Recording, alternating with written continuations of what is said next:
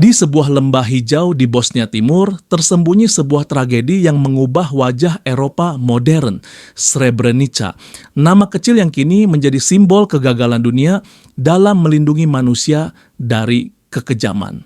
Pada Juli 1995, sesuatu terjadi di sini. Sesuatu yang kemudian melalui proses hukum bertahun-tahun diakui secara resmi sebagai genosida. Untuk memahami apa yang terjadi, kita harus melihat lebih jauh ke belakang. Awal 1990-an, Yugoslavia, sebuah negara multi-etnis, mulai runtuh. Negara ini terdiri dari berbagai kelompok. Serbia, Kroasia, Slovenia, Bosnia, Montenegrin, dan lainnya, masing-masing dengan identitas, bahasa, dan sejarah sendiri. Ketika sentralisme Yugoslavia melemah, nasionalisme etnis menguat.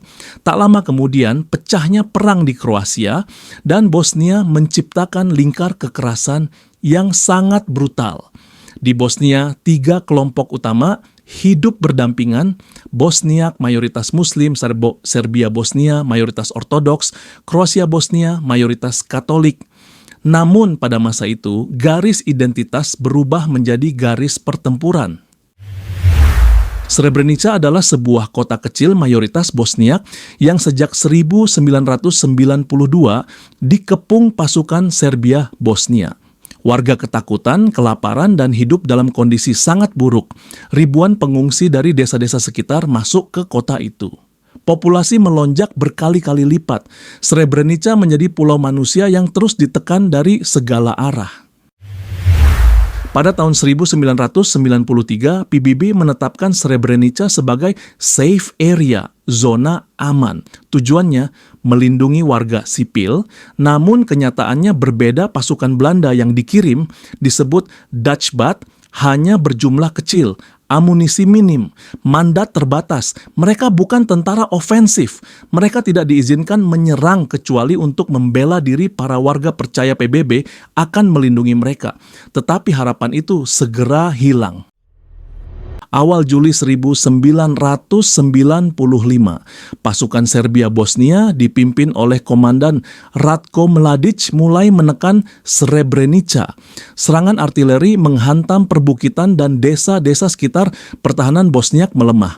Persediaan makanan dan obat habis. Ribuan orang berlari ke markas PBB berharap perlindungan terakhir. Pada 11 Juli, Mladic memasuki kota.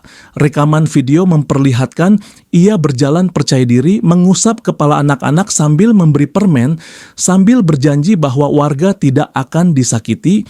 Namun kenyataan di balik kamera berkata lain. Di depan gerbang PBB terjadi kekacauan. Wanita dan anak-anak menangis, pria berusaha masuk, tentara Belanda kebingungan dan kewalahan. Pada saat itu, dunia menyaksikan namun tak berbuat apa-apa. Dalam waktu singkat, pasukan Serbia Bosnia memisahkan warga. Wanita dan anak-anak dipaksa naik bus menuju wilayah pemerintah Bosnia. Pria dan remaja laki-laki dikumpulkan untuk pemeriksaan.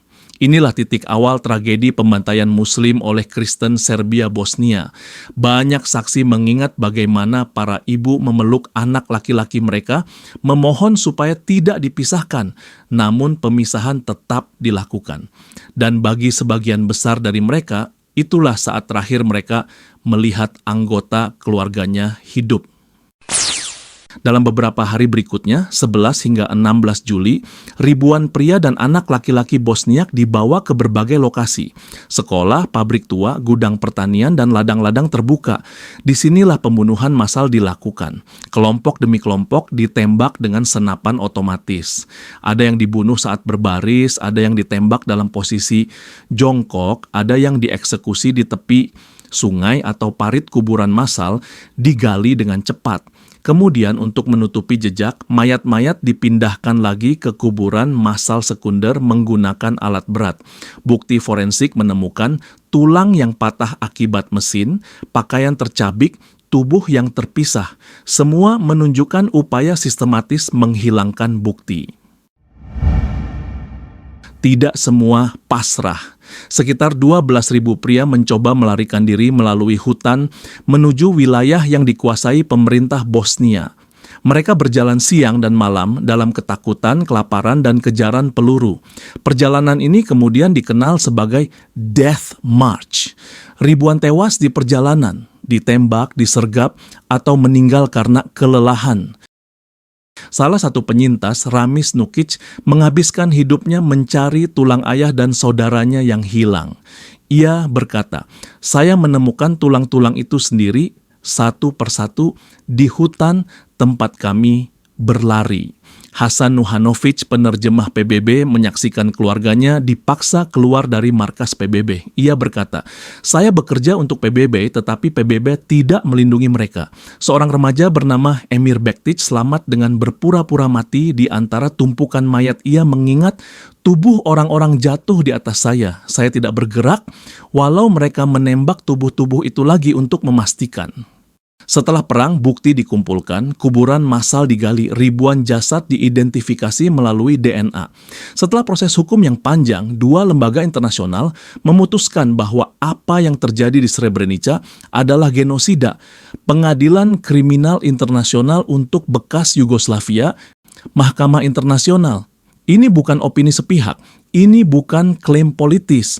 Ini keputusan hukum berdasarkan bukti, dokumen militer, perintah operasi, kesaksian tentara, rekaman komunikasi, dan analisis forensik. Untuk bersikap adil, penting dicatat bahwa tidak semua warga Serbia Bosnia terlibat dalam kekerasan ini. Banyak yang bahkan tidak tahu apa yang terjadi, namun kejahatan dilakukan oleh unit-unit tertentu di bawah komando militer dan politik tertentu. Beberapa pejabat Serbia Bosnia mengakui bahwa kejahatan terjadi, walau sebagian menolak istilah genosida. Tetapi keputusan pengadilan mengikat yang terjadi memenuhi unsur genosida menurut hukum internasional. Hingga hari ini, lebih dari 20 tahun setelahnya, keluarga korban masih mencari jasad orang yang mereka cintai. Setiap tahun upacara pemakaman massal diadakan di Potocari, kota-kota kecil, berisi tulang belulang akhirnya dimakamkan setelah bertahun-tahun menunggu. Srebrenica adalah kejahatan etnis, agama, atau bangsa. Ini adalah kisah tentang keputusan individu, komandan, dan struktur yang direncanakan. Srebrenica adalah peringatan bahwa kebencian etnis, bila dibiarkan, dapat berubah menjadi tragedi yang tak terbayangkan. Dan hingga hari ini di lembah sunyi itu, lebih dari 8.000 nama tetap menjadi saksi bahwa genosida pernah terjadi di jantung Eropa saat dunia melihat namun gagal menghentikan.